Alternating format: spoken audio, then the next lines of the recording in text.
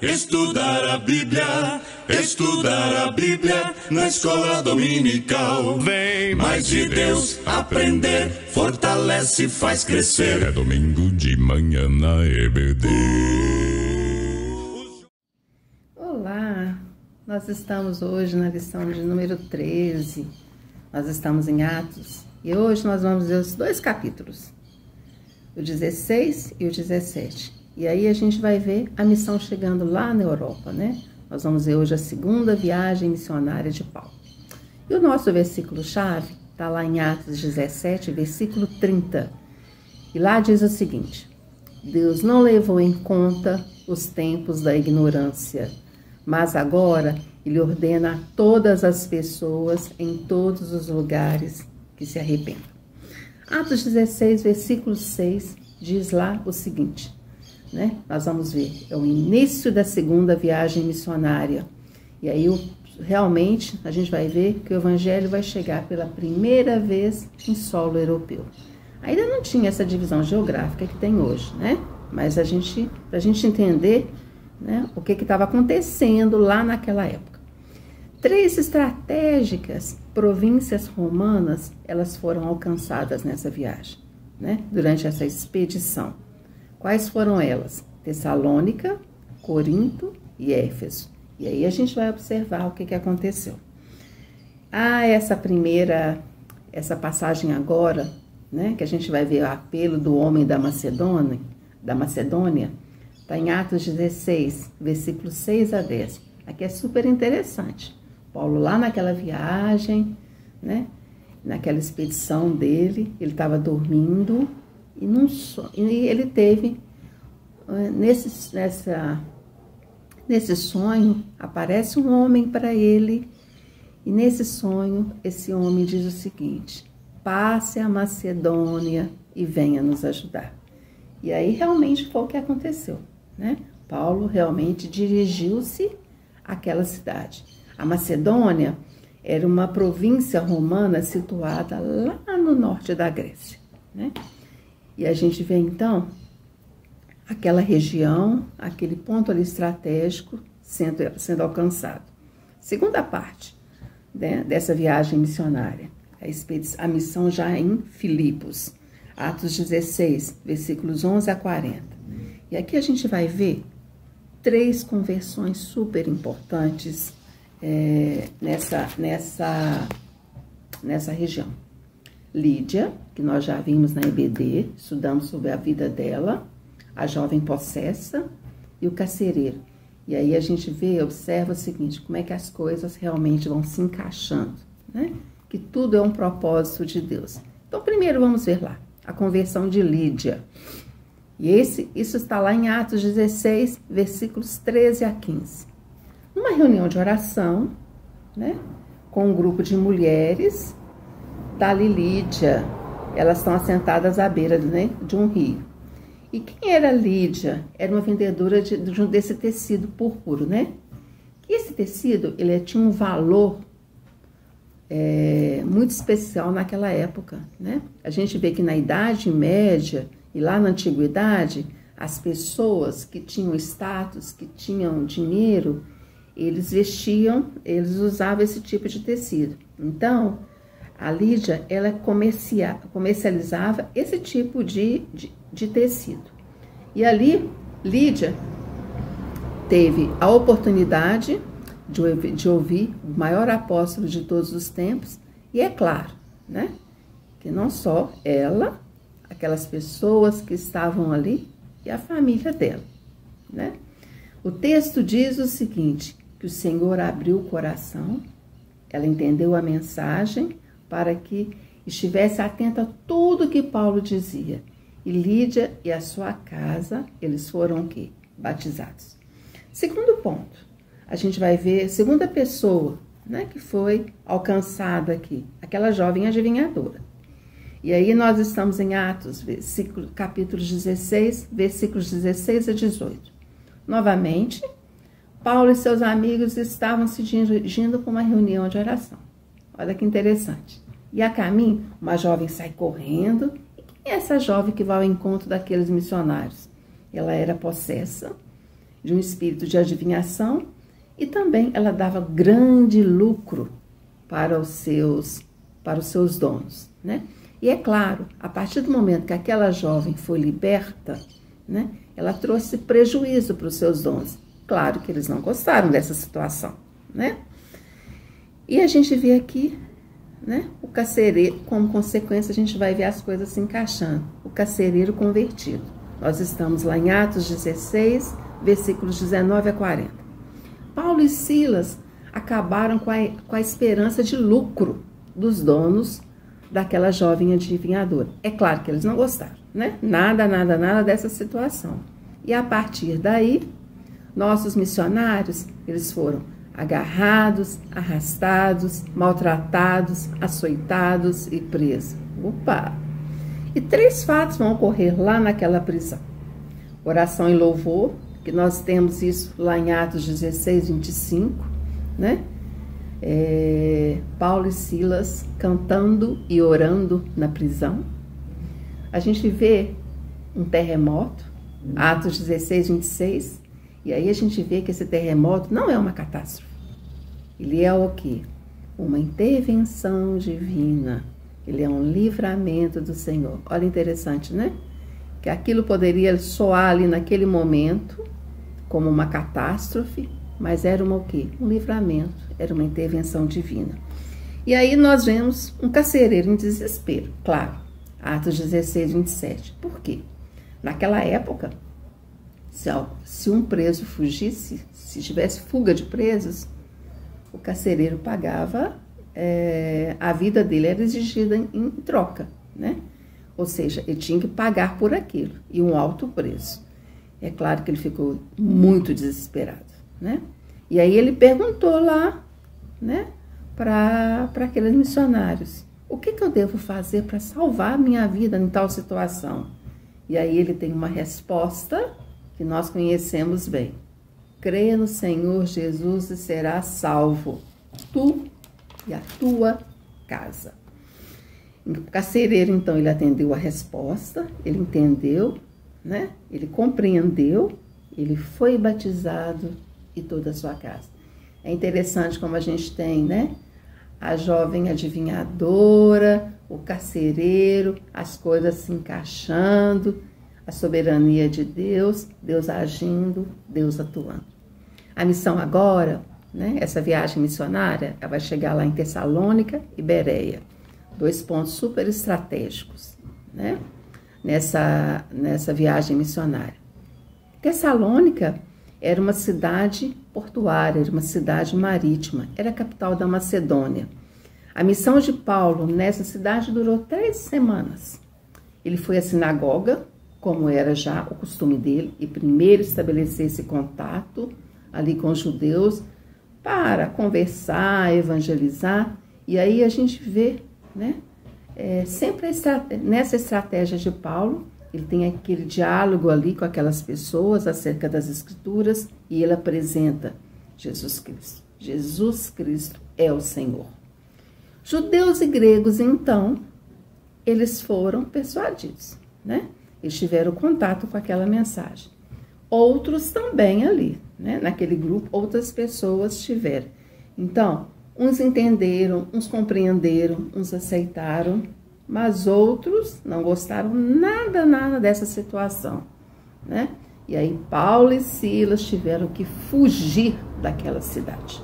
E aí Paulo vai para Bereia. Ele vai ter contato com os bereanos, esse grupo tão especial, né? Quem que era Bereia? Que cidade era essa?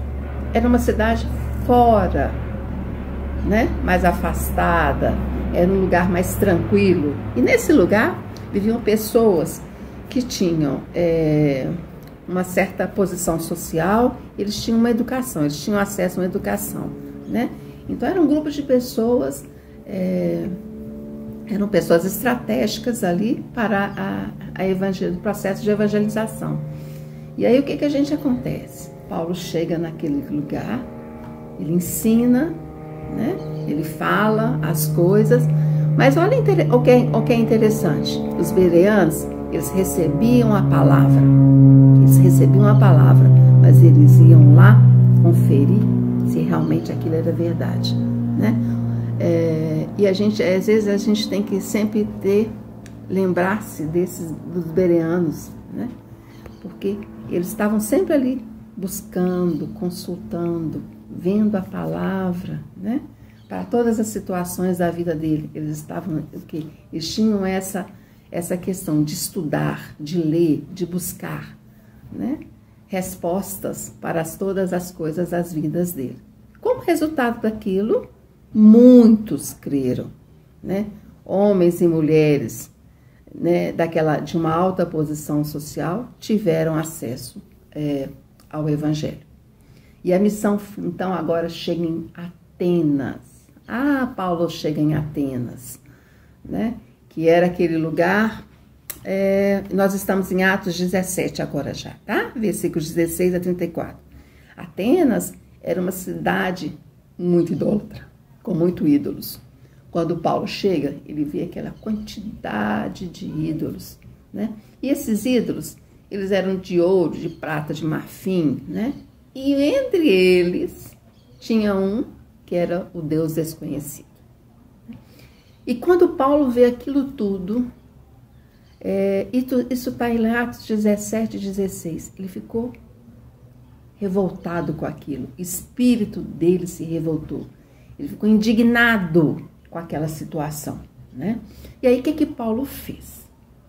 Paulo começou a pregar na sinagoga e na praça e manteve diálogo com os filósofos. Paulo tinha habilidade, né?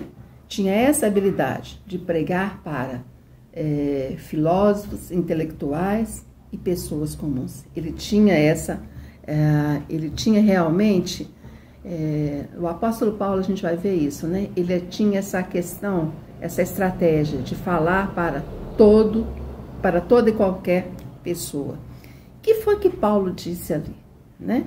Aproveitando, aí ele chegou lá naquele altar do Deus desconhecido, né? Aproveitou aquele altar ali e ali ele começou a falar sobre Deus, né? E aí a gente vê Paulo falando 5 coisas acerca de Deus ali. Que Deus é o Criador do universo. Deus é o mantenedor da vida. Deus é o governador de todas as coisas. Deus é o Pai dos seres humanos. E Deus é o juiz do mundo. Aqui Paulo é chamado de tagarela, né? É super interessante essa parte. E ali, né, Paulo, com esse discurso dele, né, ele nos desafia a buscar na Bíblia resposta para todas as coisas, né? O discurso de Paulo ali, quando a gente vê Paulo ali falando essas coisas, a Bíblia é a fonte de todas as perguntas, de todas as questões, de todas as angústias para nós, né? Para todos os aspectos da nossa vida. E aqui, meus queridos, no nosso momento musical, nós vamos ouvir uma música que chama Os Sonhos de Deus, é do Nani Azevedo. Essa música chegou para mim essa semana como um verdadeiro presente de Deus. Verdadeiro presente de Deus nessa semana em que eu estava vivendo, né? Nesse momento da minha vida. Um verdadeiro presente de Deus. Foi uma amiga, uma pessoa muito especial na minha vida, que me mandou essa música. E se eu gostava dessa música, agora eu gosto ainda mais. Vamos escutar?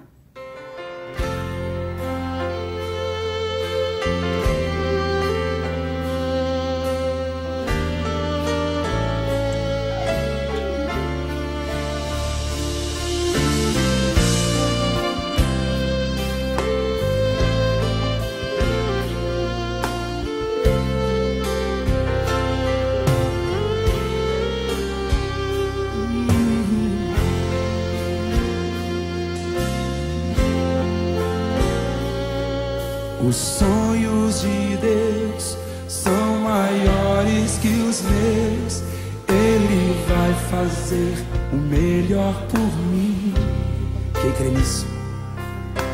Ele vai além do que eu posso ver. Ele faz o que que eu não posso fazer. Deus vai cumprir os seus planos em mim. Ele vai fazer o que lhe apraz. Sou pequeno e falho, mas Ele é Deus. Ele só faz o melhor pelos seus. Deus vai cumprir os seus planos em mim. Ele vai fazer o que lhe apraz. Sou pequeno e falho, mas Ele é Deus. Ele só faz o melhor pelos seus. Quem crê na promessa do Senhor aí, dê um amém bem forte. Aleluia.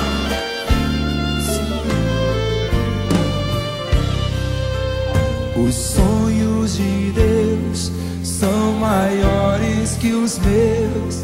Ele vai fazer o melhor por mim. Ele vai além. Ele vai além do que eu posso ver. Ele faz o que eu não posso fazer. Deus vai cumprir os seus planos em mim. Ele vai fazer o que lhe apraz. Sou pequeno e falho, mas Ele é Deus. Ele só faz o melhor pelos seus. Deus vai cumprir os seus planos em mim. Ele vai fazer o que lhe apraz. Sou pequeno e falho, mas Ele é Deus. Ele só faz o melhor. Levante as suas mãos e cante, acredito. Acredito, sim. Acredito, sim. Acredito, sim, que Deus vai fazer o impossível em meu viver. Acredito. Acredito, sim. Acredito, sim. Acredito, sim, que Deus vai fazer o impossível em meu viver. O impossível Deus vai fazer. Acredito, sim. Acredito, sim. Acredito, sim, que Deus vai fazer o impossível em meu viver. No nosso momento de oração, no nosso momento de intercessão, nós vamos agradecer a Deus. Nós vamos agradecer a Deus pela vida, por estarmos vivos, por estarmos aqui, né? No mês de junho, né? Meio do ano já. Tanta coisa já aconteceu em nossas vidas. E nós estamos aqui. Vamos agradecer a Deus. Vamos agradecer a Deus pelos nossos missionários, missionários da nossa igreja. Vamos lembrar sempre dos missionários da nossa igreja, os missionários de Minas Gerais, do Brasil e do mundo. Essas pessoas que estão aí, levando a mensagem para todos.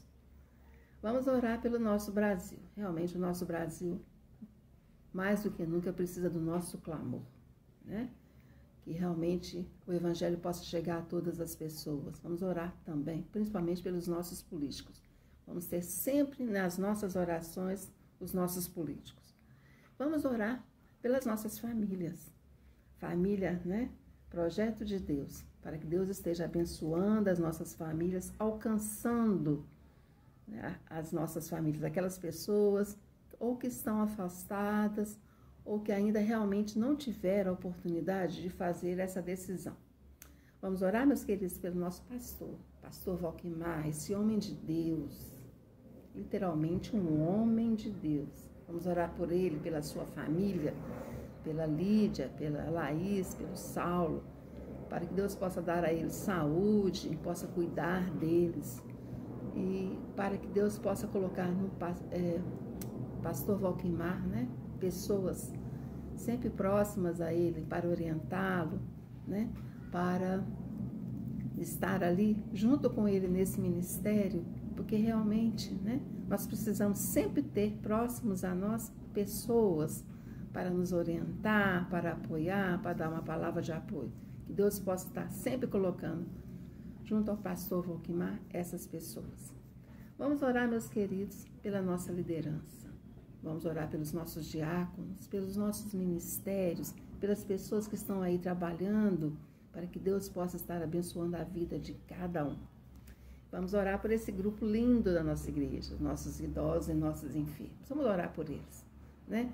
Por eles, pelas pessoas que trabalham com eles, muitas vezes profissionais da área da saúde, familiares, para que Deus possa estar sustentando essas pessoas, abençoando e dando sabedoria para lidar com os nossos idosos e os nossos enfermos.